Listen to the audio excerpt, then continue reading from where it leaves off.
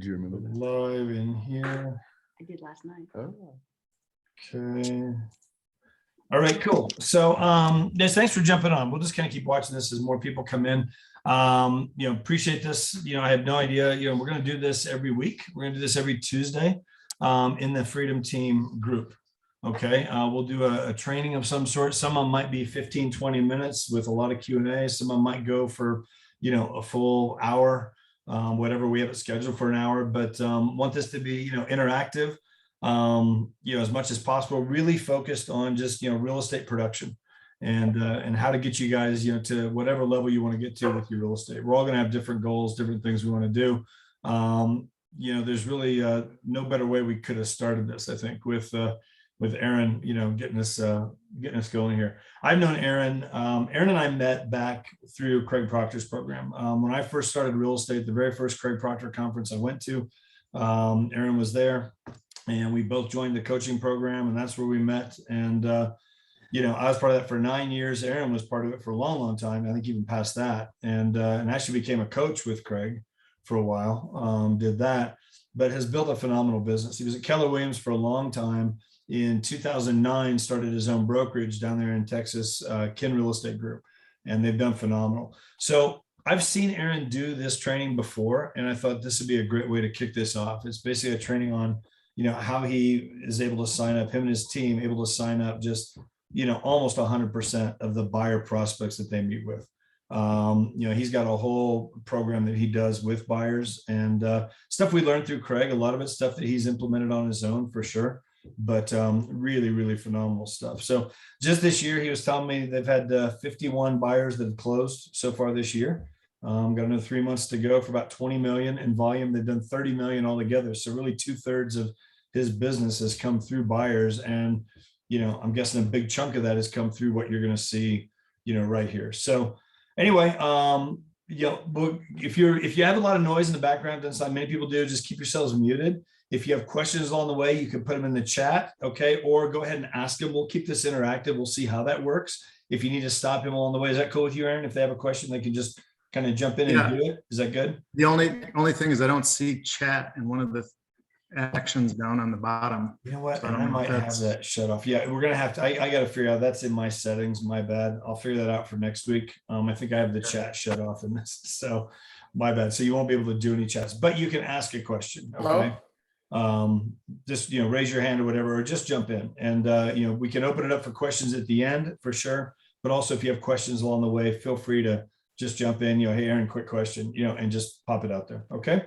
So with that. Aaron, go ahead. Thanks for doing it. Yeah. So this is what I do on every buyer appointment. My team is in here too, so they're getting trained as well on this. But what I want to go through is basically how I think we should work with a buyer. I think we have a misrepresentation in our community of real estate agents that buyers are liars. We've all heard that saying, and I think that's absolutely incorrect. I think buyers are liars if they don't feel like you're committed to them and they're not committed to you, then yeah, they're going to look for the best opportunity. But if you provide them good quality information, and it's about education to build that know, like, and trust factor. And I think a lot of us want to skip forward to just get them in the houses, which is a mistake.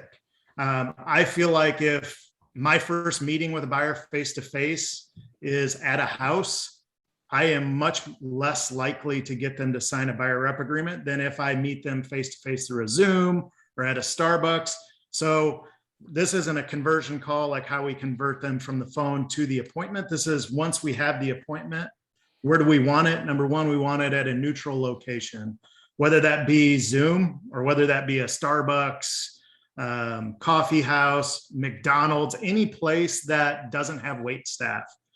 Because if you have wait staff like a Chili's or an Applebee's or something like that, they're constantly interrupting you for soda, and it just is disjointed and what have you. So I always feel like the best is a neutral location where I'm not going to be interrupted, but I can utilize their services like Wi-Fi if I absolutely need to.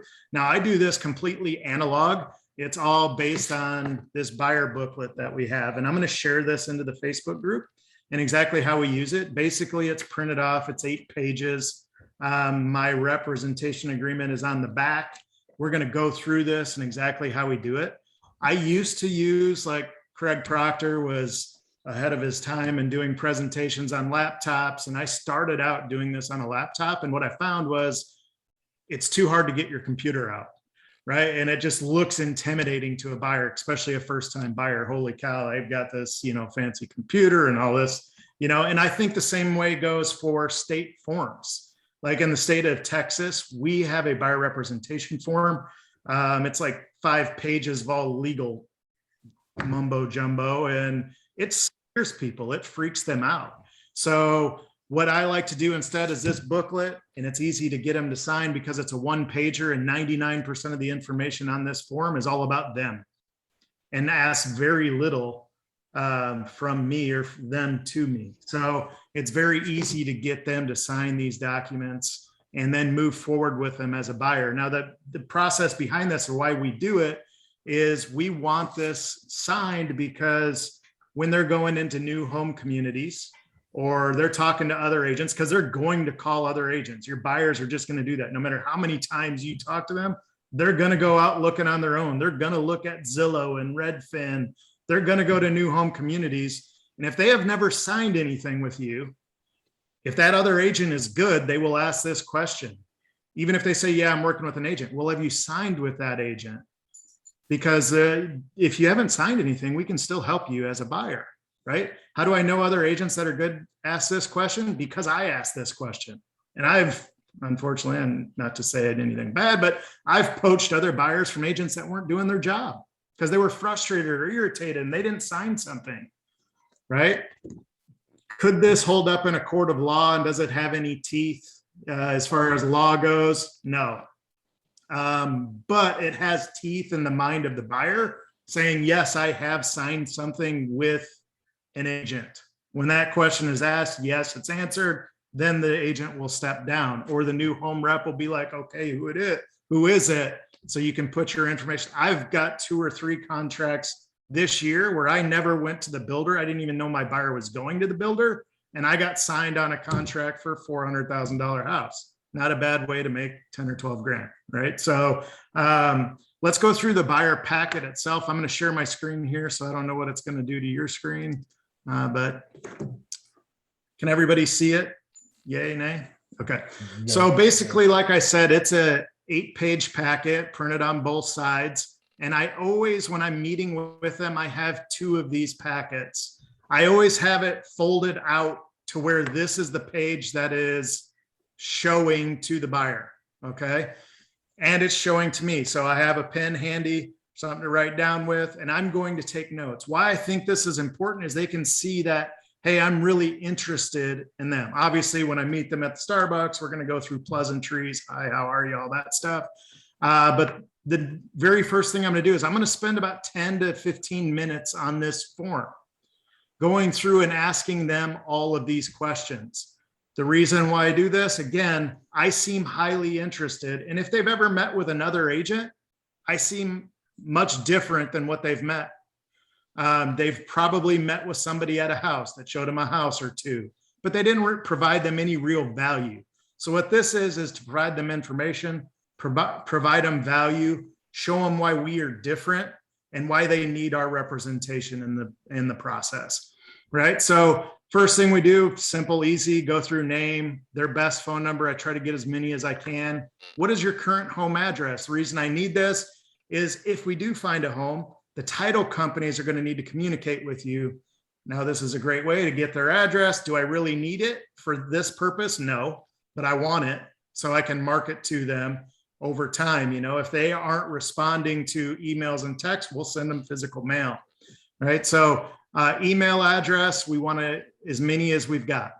So we can communicate MLS listings or whatnot for them and set up a private search. So we go into this, we're setting up a private search. It's going to get you all the properties within seconds of them hitting the MLS.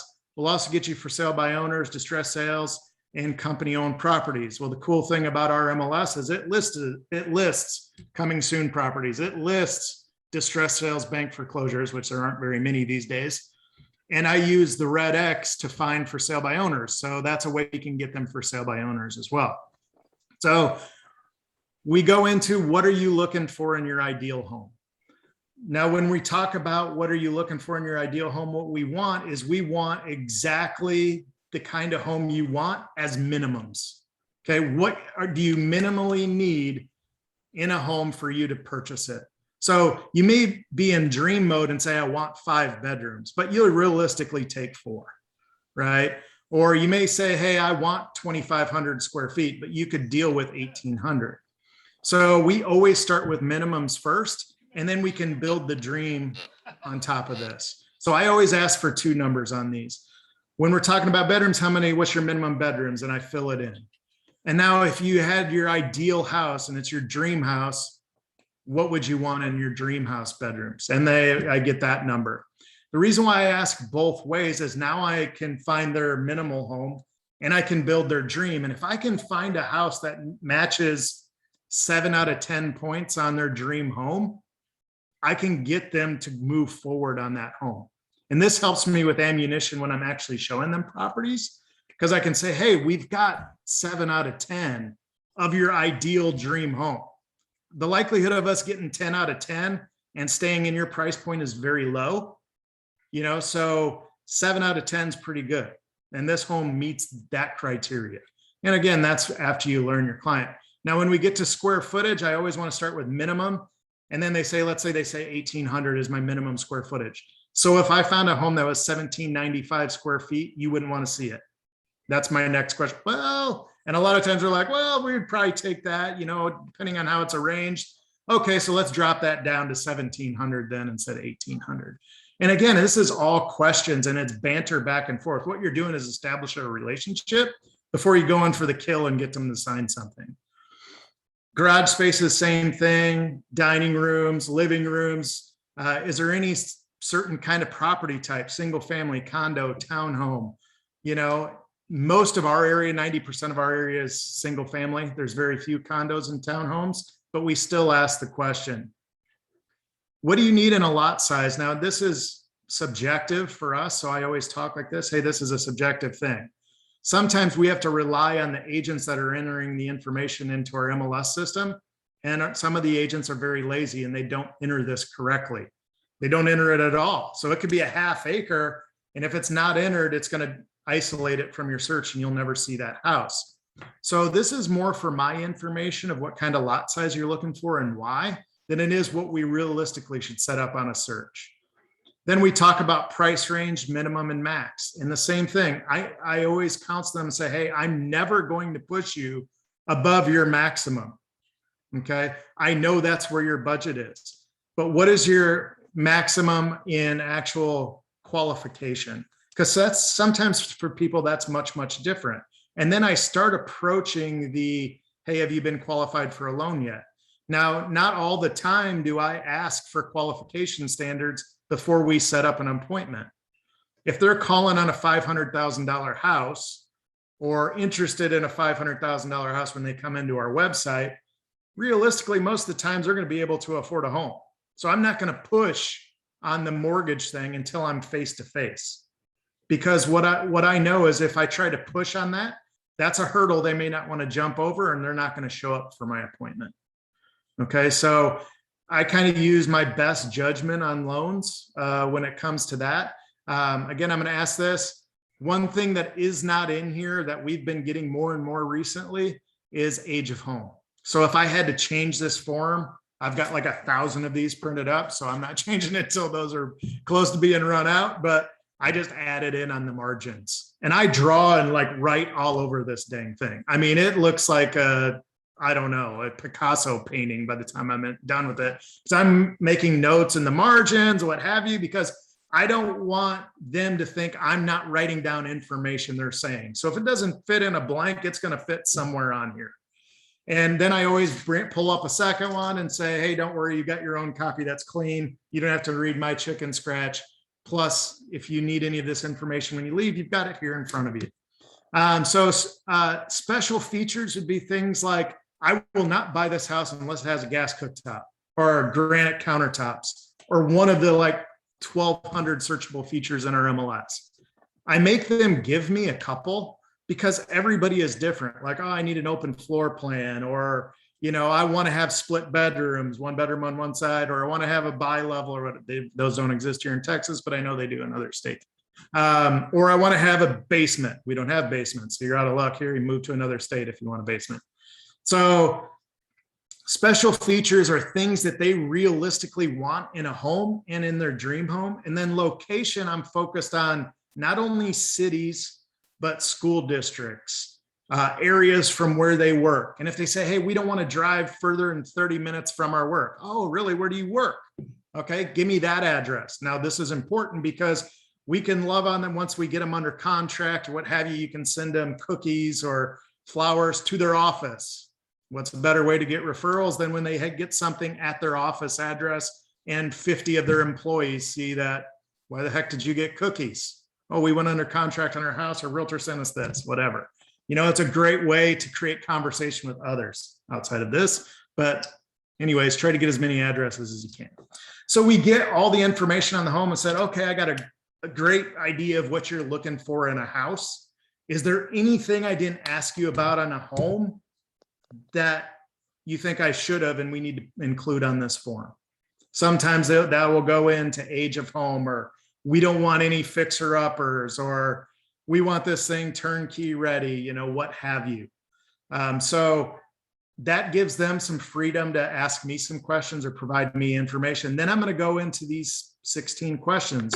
What's the most important thing for you buying a home?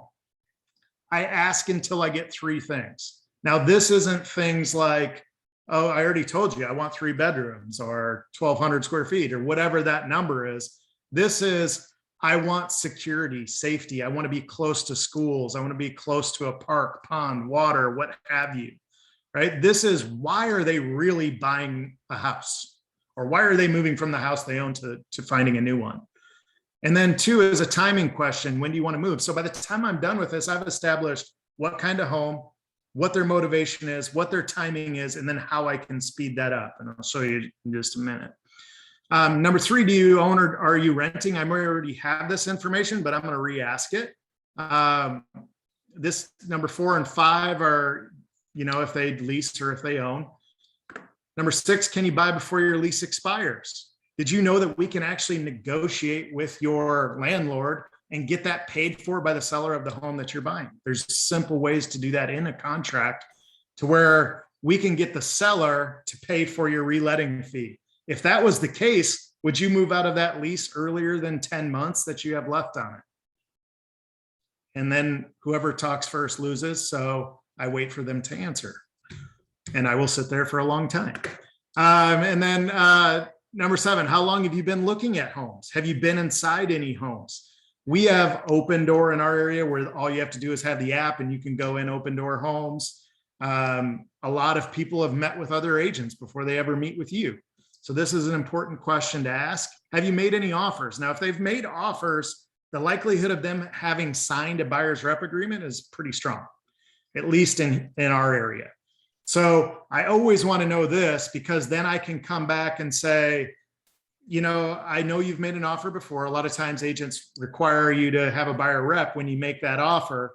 Is there any way that you can get out of that? Or why aren't you still working with that agent so we can help you?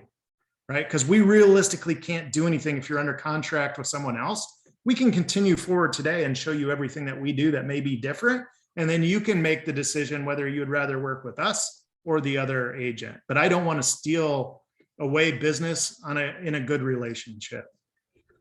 How much do you have available for down payment and closing costs? I don't want to pry into your financial situation. Please, that's for your lender. But I need to know, kind of what you're looking at as far as down payment, closing costs, what you're going to be able to pull out of your pocket when we're looking at homes. If you tell me you want to look at $400,000 homes and you only have $2,000 in the bank, I'm going to say that's going to be tough because you're not a veteran and we can't get you 100% financing. So how are we going to make this work? Are you going to get a gift? So on and so forth. What would you like your payments to be? Principal, interest, taxes, insurance. Sometimes we get people, I want a $500,000 home. I got 10 grand to put down and I want my payments to be $1,500 a month. Well, those numbers don't work. So we're going to have to work backwards and see what you could actually afford, or it might be the time to get together with a lender. Number 12 is one of the most important questions. When is the most convenient times for you and I to look at homes together? Would that be mornings, evenings? Is there certain days of the week that you're off? Are you available all the time? Do you work from home? All that stuff. Again, so every one of these questions may have one or two extra questions, and typically they're why questions. Why is that? What does that mean to you? You know, how would that make you feel? Those kind of things to get a little bit deeper, right, on why they're actually doing this. And they don't know that we're on the back page is my buyer representation agreement, because this is on the page right before it, right? And I have it opened up to this. And that's the very last thing I do. So just so I have a better idea on a scale of 1 to 10, meaning 1 meaning you're in no particular hurry, and 10 meaning you need to move yesterday. Where are you in this process?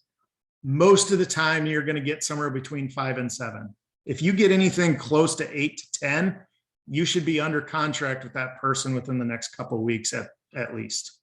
Then I was asked, what would it take for you to get to 10? Because they may tell you something when you ask this question that they didn't tell you before. Like, you know, my divorce isn't final till February, right? Well, I didn't ask anything about a divorce, but they're now going to tell me because I've invested 10 or 15 minutes into them, right? Most people go in for the kill with buyers too soon. And that's why buyers do become liars, because they have no trust, faith, confidence, and you really didn't provide any value yet. And then number 16, so to recap, you'd like to be moved in by X. And I always ask at this point, if we could wave a magic wand and get you into a home, when would be the perfect thing? And the magic wand takes away everything, you know, anything from divorce, like we said before, or financial constraints, or leases, things like that. If we could wave that magic wand and say, you're in a house in X, what would that date be?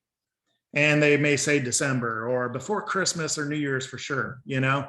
So then we know kind of timing wise what we have, because they're going to be a little bit skittish here when you ask it in 2, but you're going to go into such detail. By 16, asking the same question in a different way, they're going to be more likely to give you the correct answer. We do the same thing on our qualifications on the phone. The first time you ask a question, it's going to be very general. The second time you ask it in a different way, they're going to get more specific on it, right? So you always want to kind of form your questions 2 different ways for the same answer, because the second one's always going to be more accurate.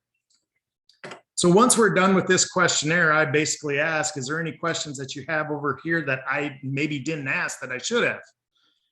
And typically by this, they're like, holy cow, no, this is way more than we thought anybody was going to ask, or we've been asked before. I say, awesome. So now we've got all this handled. I know exactly what you're looking for. I know what your timing looks like. I know what kind of home. I know we can find that kind of home in here. Even if it's like a unicorn that they're looking for, I always say, I know we can find you the home you're looking for. Because I want them to go in with full confidence that I'm going to find them what they want.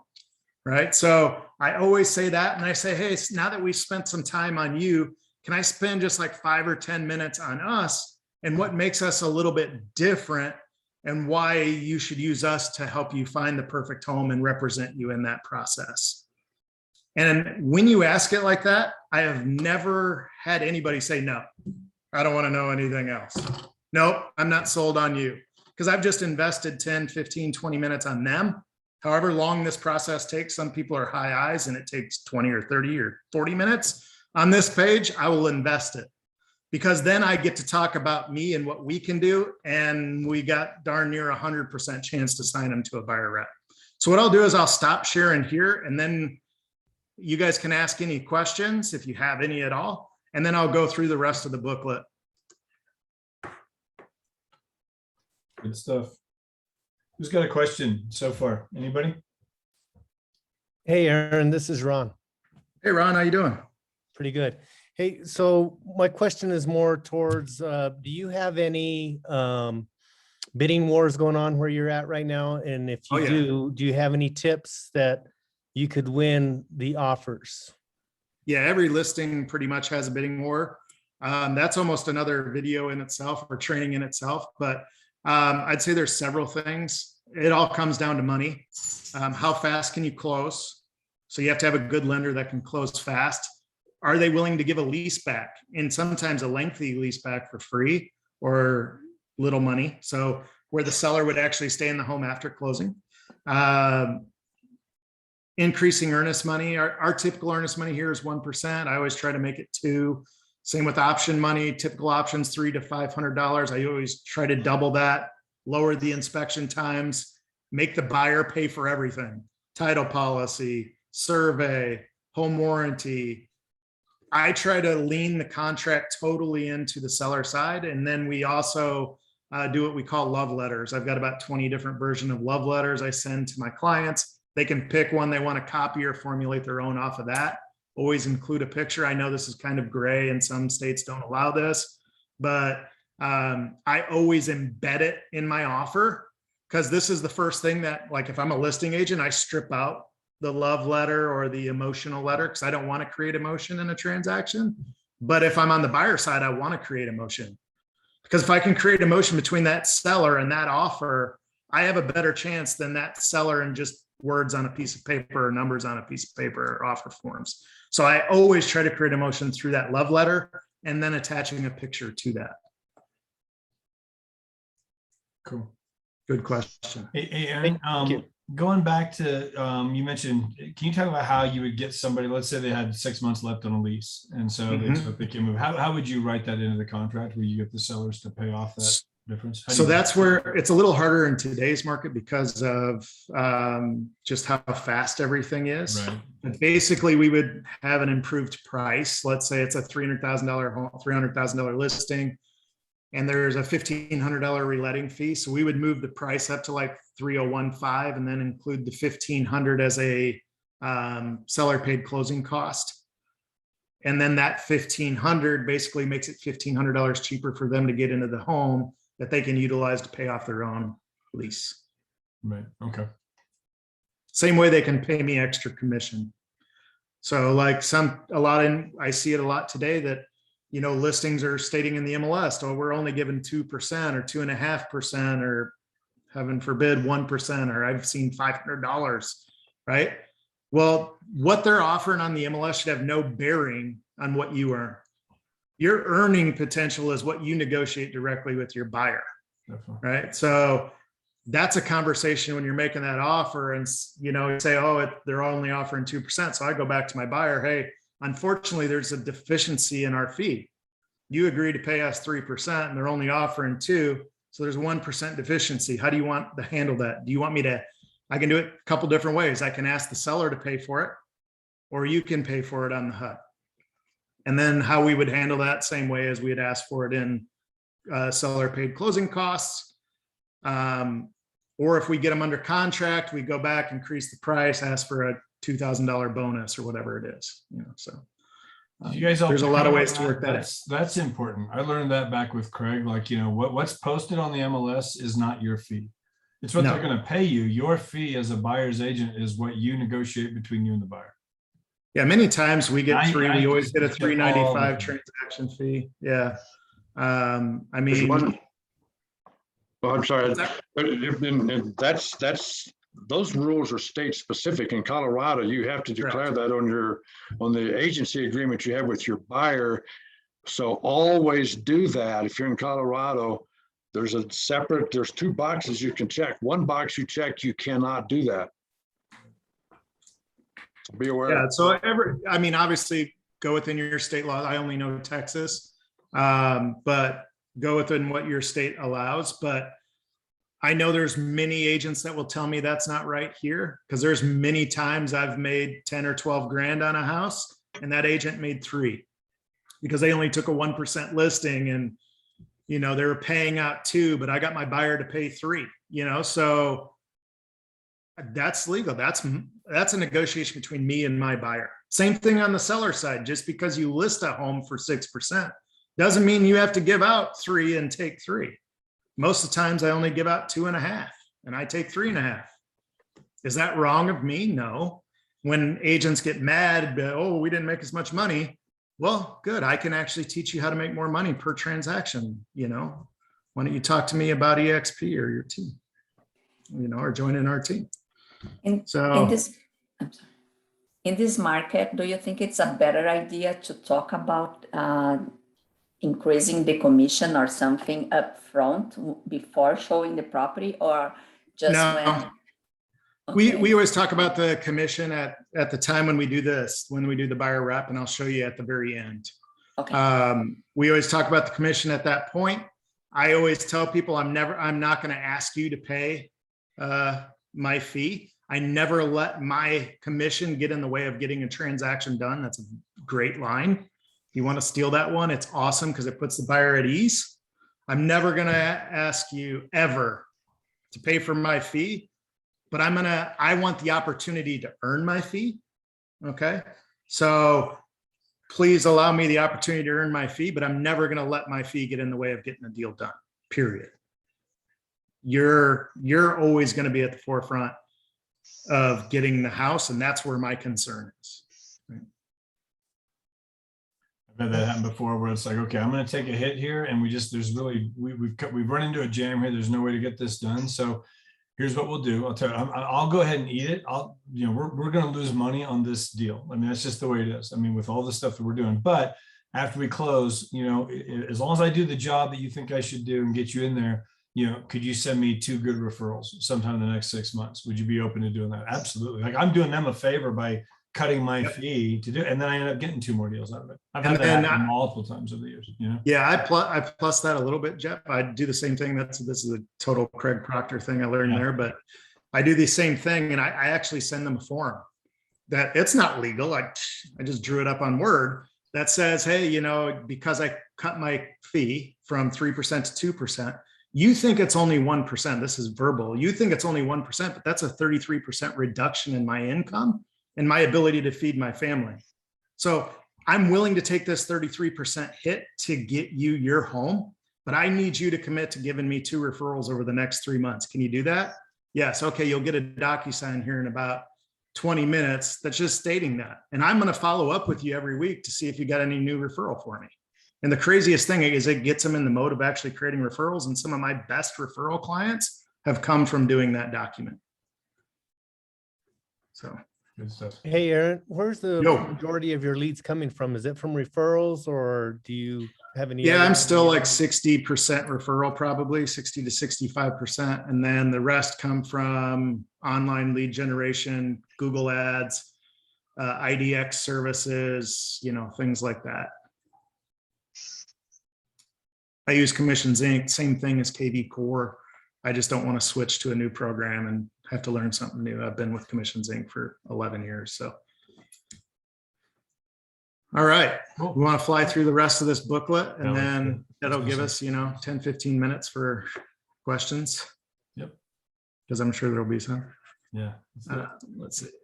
All right, let me get back onto this. So again, this is page 7. Page 8 is the actual agreement. So once I'm done with page 7, I fold it over to basically the very front. Hopefully, can everybody see my screen? Jeff, I'm relying on you. Yeah, okay. So the cover page, I fold that over. Then I go, okay, what I want to do is spend 5 or 10 minutes on me. That's it. Now, if you have more questions than that, then please ask them. But the one thing I don't print in here, because I don't want it to freak it out, because people start talking agency and all that. That's what we call it in Texas. All that BS is agency stuff. So I don't put it in print. But this is the first thing I talk about because I've already invested 20 minutes on that. So I say it's not printed in here, but you are aware in Texas, there's 2 types of agency. There's actually 3, but it's too complex to get them into the 3rd because we never utilize it. But there's 2 types of agency. There's buyer agency and seller agency. Seller's agency is they have signed a fiduciary relationship or a contract with that listing agent where that listing agent is bound to get them the most amount of money for their house or from any buyer. That's basically what it says in a nutshell. So basically that's any home that's on Zillow, Trulia, Realtor.com, Redfin, any of the sites that you're doing searches on, they've signed an agreement to whereby they're trying to get the most amount of money. I always like to say, picture a virtual wallet. They're going to try to reach their hand in your wallet and pull out as many dollars as possible. That's what they've already signed an agreement for the seller with. So if you're calling sellers off of sign calls or off of Zillow, know that their number one goal is not to help you or serve you. Their number one goal is to reach into your wallet and extract money. That's it. Okay. Same thing on builders. Everybody at the builder works for the builder. They have an in-house salesperson that's not licensed, so they can get away with some really shady stuff. They have their own lenders. They have their own title company. Why do they have all this? So it makes more money for the builder. Who's concerned about you, the buyer? No one. And what they won't tell you is their commissions that they pay out to other agents already worked into their pricing and their marketing budget. So if they don't have to pay that, they're not going to give it to you. The builder's going to make more money. So always use us when you're talking to builders. And if you do call other agents, just tell them you're working with Aaron or whoever you are, right? The other type of agency is buyer agency. And that's what we want to focus on here, because now that means I've committed to you to that same fiduciary relationship. But instead of someone reaching in your wallet and pulling money out, I'm going to put my hand over that wallet. My sole job is to make sure you save money on a home, or in this crazy market, how do we get you that home? Because sometimes in this market, I know you know it's hot, it's not necessarily saving money on purchase price or terms or what have you. It's actually getting the home, because 6 months from now, you will have received 12 grand in equity.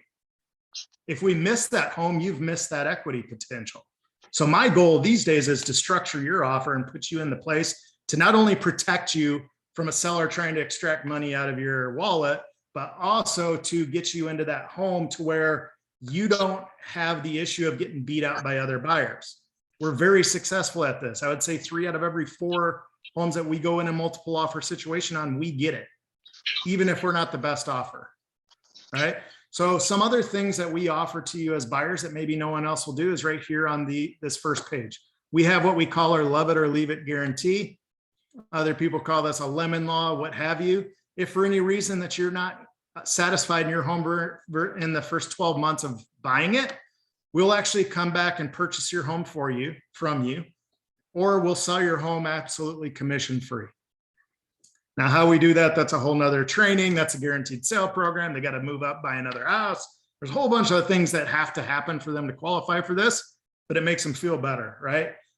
No more buyer's cold feet. And when we get that buyer's cold feet thing, we can go, hey, remember, you have that 12-month protection plan where we'll actually come in and sell it for you for free or buy it back from you. We will get you a home warranty. If you ask for a home warranty for a seller, and that's important, you got to ask for it in your initial offer. And in our market, a lot of times we're not asking for that anymore because that's something that the seller will have to pay. We don't want them to not get the home over a home warranty, right? But if you ask for a home warranty and we can't get that negotiated for you, we'll buy you one. Now we're going to buy the lowest level service, what have you, but still it's a protection. And again, makes them feel better. We're going to get you full mortgage approval, which is better than a pre-qualification. We want to get you pre-approved. Now, who are you currently with? And this is a great time to ask, have they talked to lenders? Who are they pre-qualified with? Because if I hear names like Navy Federal, Quicken Loans, all those online breakers, Lending Tree, things like that, I'm going to run for the hills, or they should run for the hills, because they're horrible to work with. And then I talk to them about deadlines, and real estate has no basically negotiable deadlines. Our deadlines are deadlines. If we miss them, you could lose earnest money. And if we do 2% on a $500,000 home, that's 10 grand you would lose. So do you want to lose 10 grand because you can go with Quicken Loans, who promises you this crazy rate, which actually the only way they're going to get there is you actually spending more money to buy it down. But I digress. I want to get you a second opinion. And that's right here. Let's get you a second opinion on that loan. See if our local lender can beat it. Because I know from the listing side, if I got 10 offers on a home and I look who they're pre-approved with and I see Quicken Loans, I'm going to let my seller know that, hey, it's a great offer. It's $2,000 more than the other one. But this offer from Cherry Creek Mortgage is more likely to close and close on time.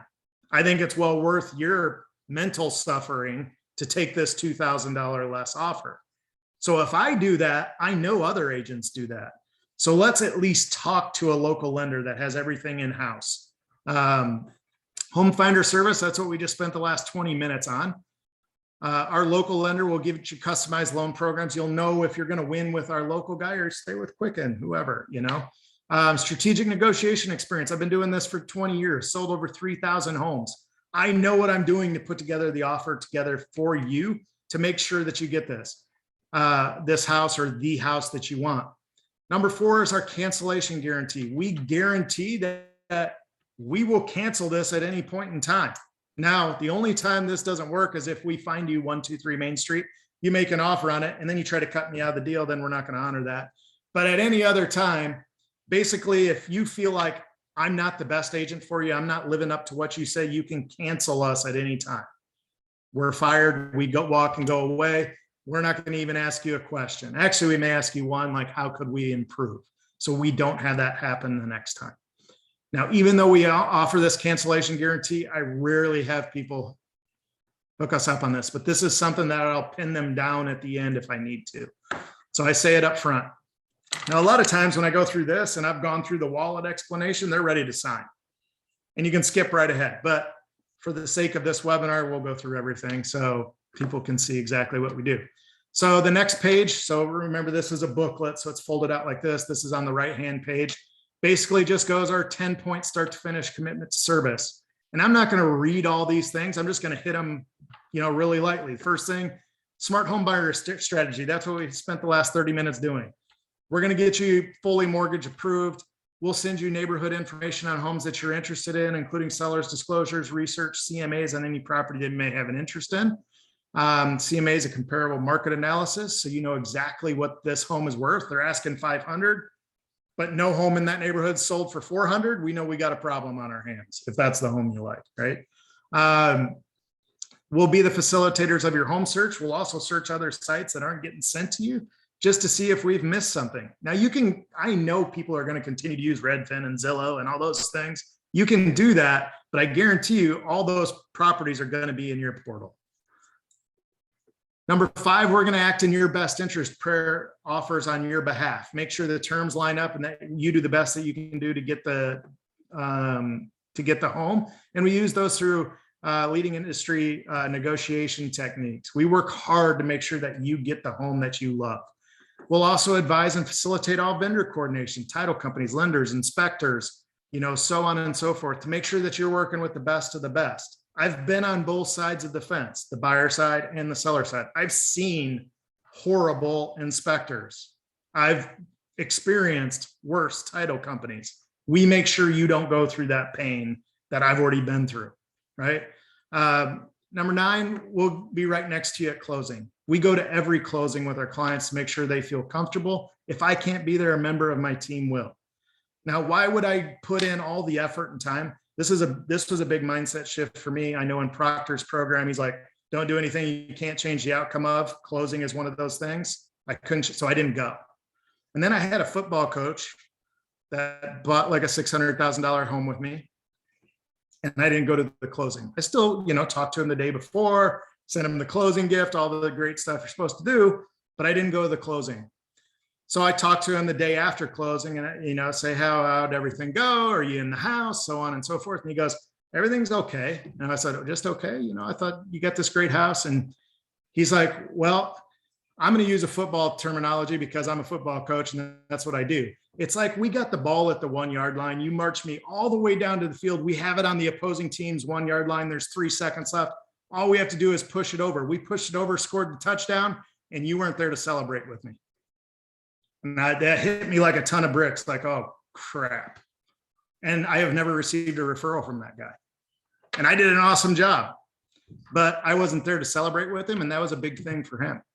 So I've since gone to every single one of my closings or had somebody at a closing if possible. Now, if they're closing out of state or remote, I say I can make myself available through Zoom or what have you, but sometimes it's impossible, but most of the times you want to be there. And then we're going to help you with all post-closing issues. So we have what we call our 1 by 1 by 1 by 4, which is we're going to call them 1 day after closing, 1 week after closing, 1 month after closing, and then 4 times a year. How are you doing with those homes? I call those discovery calls, where I'm actually discovering if there's any issues that I can solve for them.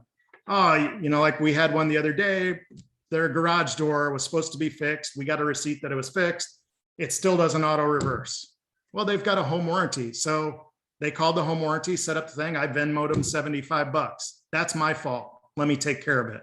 Well, guess what? I got an awesome review on Google, Google review from them. And I know I'm going to get referrals from that kind of stuff. So that's equity you're building with your people. Don't look at it as an expense. Those are discovery calls. Not just, hey, how you doing? Hey, I want to know about your house. Having any problems, issues, things like that I can help you with, right? So that's that. Next page, we go into a timeline. Some people are more visual.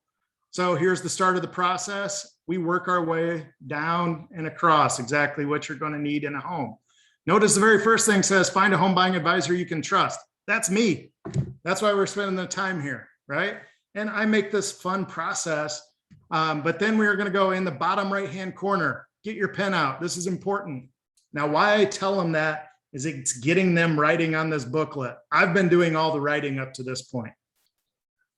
If they start writing on the booklet and taking notes, when I ask them to write for real on my booklet, like their signature, it's no big deal.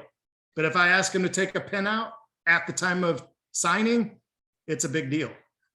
So that's why some of these numbers aren't in here. There's some of the numbers are low because I want them to write. So we go in this, hey, things, we have 1,000 of these printed. We can't have things completely up to date. So some of these items have changed here. So get your pen out. I want to tell you exactly what you can expect out of your pocket. Earnest money is typically 1% to 2%. You said you were going to be buying a $400,000 home. So that's going to be somewhere between $4,000 and $8,000. More if we really think we need to juice up the offer in order to get it. Inspection fee is going to cost you $400 to $700 from a typical inspector. The appraisal fee is $450. That's going to be paid directly to the lender. Sometimes this can be as much as $550, $650 if they have to do rushes. I know that's what they cost in Texas. It may be different in other states. I don't know.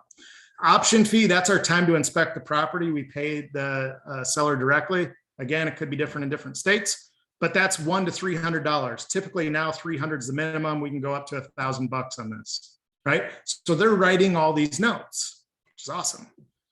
Then I go through, I'm not going to bore you with this, and I tell them that. I'm not going to bore you with how to make an offer. Just know we have how we make our offers right here and here. And this will be the process we're going to take when you do find the right house. But this is extremely important, and I want you to circle this. We are in a seller's market. There's 3 types of market: buyer's market, seller's market, and a balanced market. We are in a seller's market and have been for several years. 3 months of inventory says seller's market. 3 months. We're at 1.2 months of inventory. So this is a super hot, red hot, white hot seller's market, meaning you have to be pre-approved and ready to make a decision quickly. If you tell me one of these things when you find the home that you love, we need to go home and talk about it or think about it.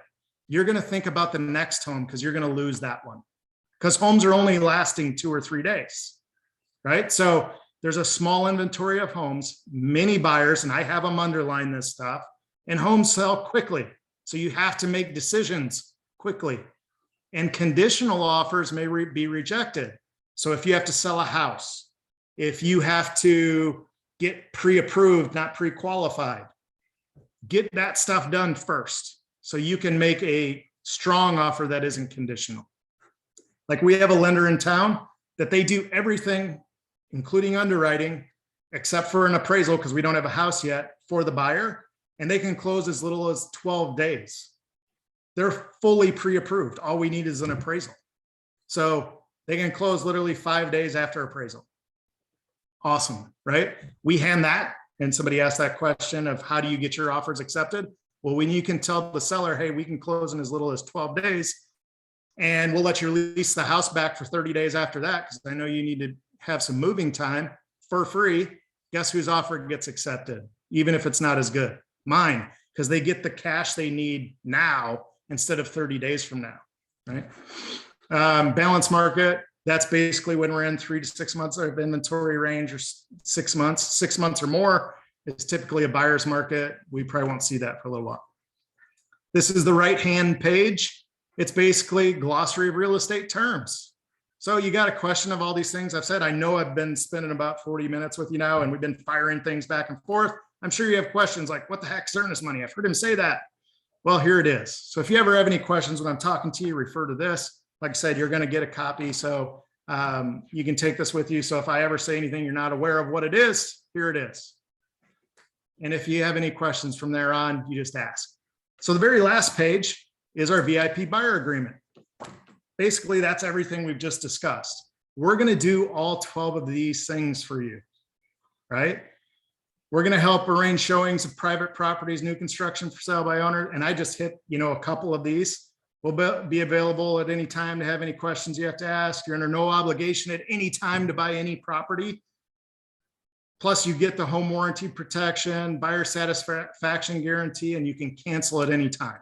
So if you decide, yeah, Aaron's the best guy, and then you walk out this door and you talk to each other and say, Aaron was an idiot, text me and say you're fired. And it's good. We're good to go at any time from the time you walk out of this door. Now, when I get here, I never have a problem getting them to sign. Now you'll see here, you understand that a fee of at least 3.5%. This is when I used to ask for 3.5% when 3% was the standard. Now the standard's kind of moved down to 2.5%. So we've kind of adjusted to 3, but I've kept it in my booklet. So if I ever want to ask for extra, I can. If they ever bring this up, 3.5%, I thought the average was 3. There is no average. That's what's called price fixing. I just want to get what I'm due or earn my fee. But I'm never going to charge you for my fee. And I'm never going to let it stand in the way of getting the deal done. Plus, you get the 12 services lined out above, and you allow me to put a sold sign on your property for 4 weeks following the settlement. Because guess what? A buyer goes and buys a listing, right?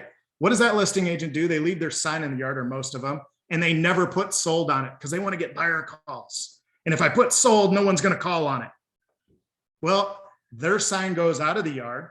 My sold sign comes in the yard in one day. And who does it look like sold that home in one day?